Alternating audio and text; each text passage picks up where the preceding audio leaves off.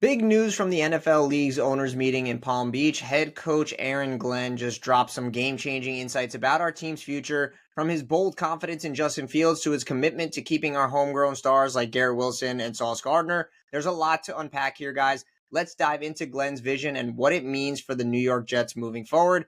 What is up, Jet fans? I'm Julian Lacosto, and this is the Gang Green Report. If you're tuning in, hit that like button on the way in and subscribe if you're new so you can stay up to date with all things related to the New York Jets this offseason.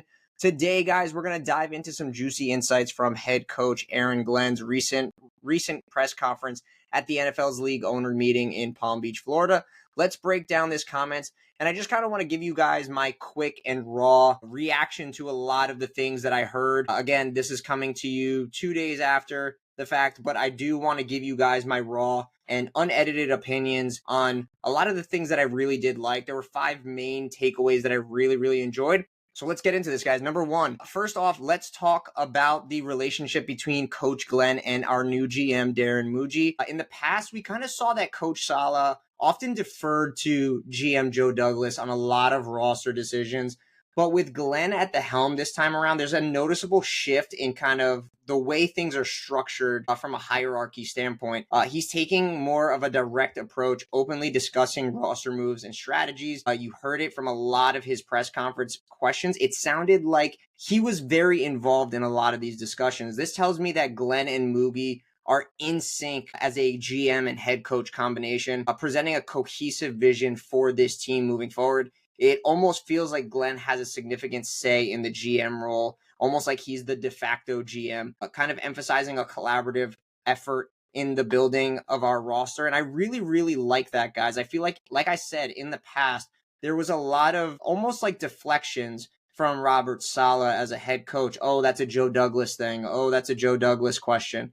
I feel like this time around, Aaron Glenn has his say in this roster, and he and Muji are really just kind of in sync in terms of what they want for this team now and for the future. I really enjoy this, guys. That was kind of my first takeaway. But number two, guys, Coach Glenn emphasized the importance of moving in silence this offseason. Remember the constant leaks and rumors during the previous regime? It was like trying to plug holes in a sinking ship.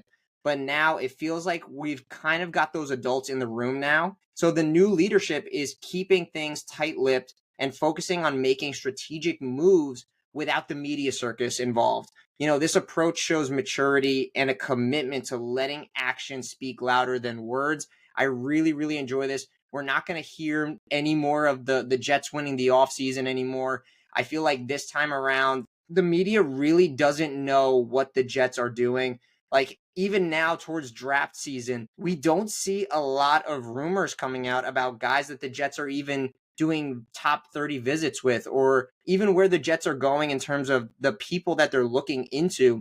We're kind of sitting here kind of like with our, thumbs twiddling back and forth. Like, we don't know what's going on with this crew. And I really enjoyed that because, I feel like we as Jet fans already know who we like going into the draft, but it's going to be really exciting to see what the direction is moving forward with this new regime and what they feel like should be the route that we should be taking come this draft. And I'm excited to see what's going on with that. But number three is when it comes to our new quarterback, Justin Fields, Glenn's confidence is very palpable. He said, you go back and watch him at Ohio State. He has a big arm, understands how to run an offense when given opportunities. Glenn is committed to letting Fields play his game, stating, we're going to let him play quarterback. He said that multiple times, and I really love that he emphasized that. That's what he's always wanted to do. This is a refreshing change for once. It sounds like Glenn wants to tailor the offense to Fields' strengths, allowing him to thrive rather than forcing him into a rigid system. If Fields can replicate his college success, our offense could be electrifying this season. I also believe having Garrett in an offense and having that familiarity with your wide receiver one already can bode well for us fans, knowing that there's already a connection with these two. You never know. We could strike lightning in a bottle. You never know. And although we have tons of question marks outside of him, we can definitely look to continue to add more pass catchers in this year's draft, whether it be in the first, second, third, hell, use most of your picks and try to get at least 3 pass catchers. We need a tight end 1. We need a wide receiver 2. Obviously, we added Josh Reynolds. guy who knows the offense, familiar with both our coaching staff and new GM, but he's not really going to jump off the page for you and be a wide receiver 2 for us. He could potentially be a wide receiver 3, maybe even a fringe wide receiver 2 for us. You never know, but we could go out and get as many playmakers as you can to help Justin Fields and this offense flourish, not only for 2025, but for the years to come. And I just feel like hearing your new head coach have a ton of confidence in you as a player, it's going to get a lot more out of him. And I think Justin Fields has a lot to prove, and he's got a big chip on his shoulder. So I want to see him succeed here. I just want to see the Jets hit on the quarterback for once. So for me, that was something that was really refreshing. Number 4, on the topic of extending contracts for Garrett Wilson and Sauce Gardner, Glenn was very clear in his message. I'm in the business of keeping good players. That's our plan. He emphasized the importance of retaining talent we've drafted and developing them, aiming to make it a trend to kind of keep our guys here. And this philosophy is music to my ears. It builds a strong, cohesive team and just starts with valuing and retaining the talent we already have in the building. It's about creating a culture where players want to stay and contribute long term.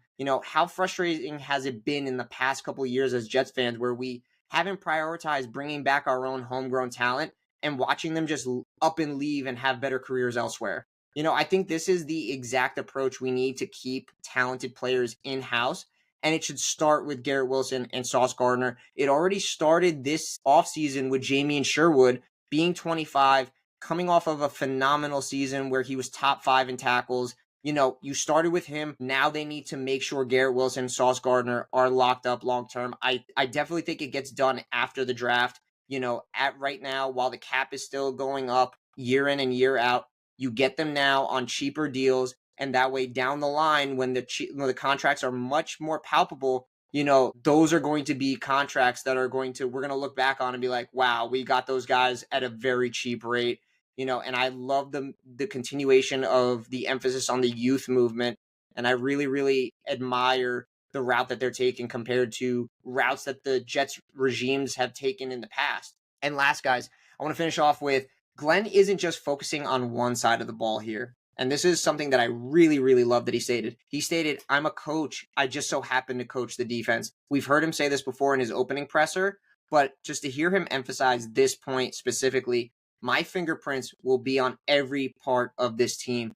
This holistic approach ensures that his vision permeates through the offense, defense, and special teams. It's reassuring to know that our head coach is invested in every aspect of the team's performance, striving for a unified and well-oiled machine on game day. It's a very Parcellian approach to the game that we all expected from him, especially coming from the Detroit Lions, Dan Campbell tree of coaching, acting in that same light that he comes from a long line of coaches like Bill Parcells that all emulate that CEO type of coaching style. And I, for one, think it's a great change of pace for a team that's historically brings in these defensive-minded head coaches that don't know much about the other side of the ball or don't really try to work on that side of the ball as much. He highlighted how he's been studying the offensive side of the ball in the off seasons for the past 7 to 8 years of his career, getting a better understanding for how to game plan against offenses from a defensive perspective, but also getting an idea for what his offensive identity would be